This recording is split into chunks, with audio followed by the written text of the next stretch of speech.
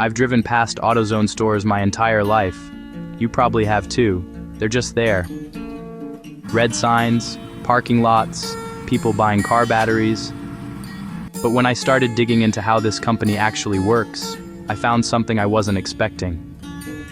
This is the story of how one guy in Arkansas built a retail empire that changed the way Americans fix their cars. And it all started on the 4th of July, 1979. So here's the deal. A businessman named J.R. Pitt Hyde III was running his family's wholesale company, Malone & Hyde, in Memphis. They distributed groceries, pharmaceuticals, all kinds of stuff. But Pitt saw something nobody else was paying attention to. The auto parts business was a mess. You'd walk into these dingy shops, the guy behind the counter would barely look at you. Prices were all over the place, and half the time they didn't have what you needed. Pitt thought, what if we just didn't do it that way? On July 4th, 1979, the first Auto Shack opened in Forest City, Arkansas. Small store, clean, organized. But here's what made it different. The people actually helped you. They knew the parts. They'd look up your car. Fair prices, good warranties, parts that actually worked. It sounds basic, but in 1979, this was revolutionary. People started coming back. Then they started telling their friends. For 5 years, Auto Shack quietly grew under the Malone & Hyde umbrella. Then in 1984, the parent company got sold. Most people would panic. But Pitt Hyde saw an opportunity. He spun Auto Shack out as its own independent business. No more splitting focus with groceries and drugs, just auto parts, just growth. And that's when things got interesting. By 1987, there was a problem. Another company owned the trademark to Auto Shack. So Pitt had to rebrand everything.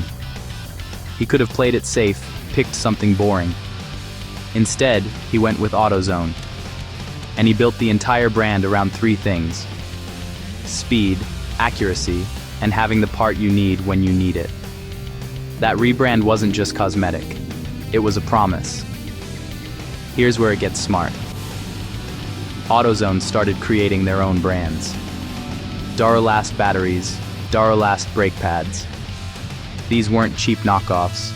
They came with serious warranties.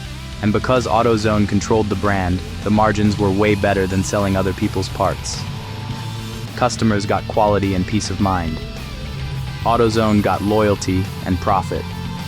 Everybody won. But the real genius was what happened behind the scenes. In the 1990s, while competitors were still using paper catalogs and guessing on inventory, AutoZone built computer systems that could tell you in seconds if a part was in stock. They built massive distribution hubs, trucks running on tight schedules. The whole supply chain was designed around one idea: don't make the customer wait. In 1991, AutoZone went public.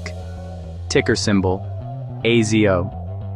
That IPO money, it went straight into more stores, bigger distribution centers, better technology.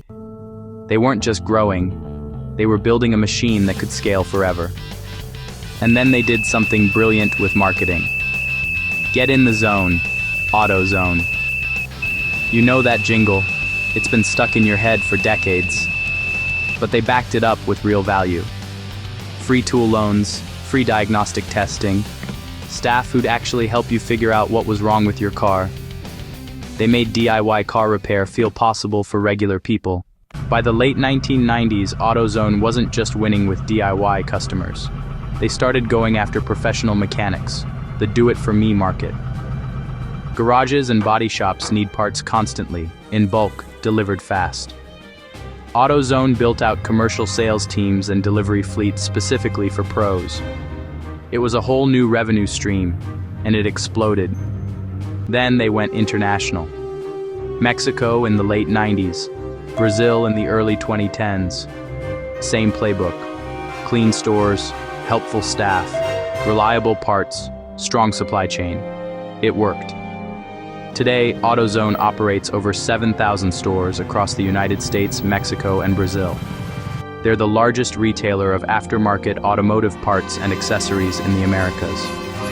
The stock has been one of the best performers in retail for decades.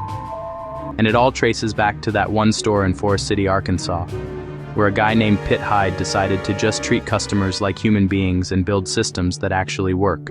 So yeah, AutoZone, the store you drive past without thinking. But now you know the story. A 4th of July launch in rural Arkansas. A focus on helping people instead of confusing them. Smart systems, private labels, public capital, and relentless execution. That's how you build an empire. If you want more stories like this, hit subscribe. I've got a lot more where this came from.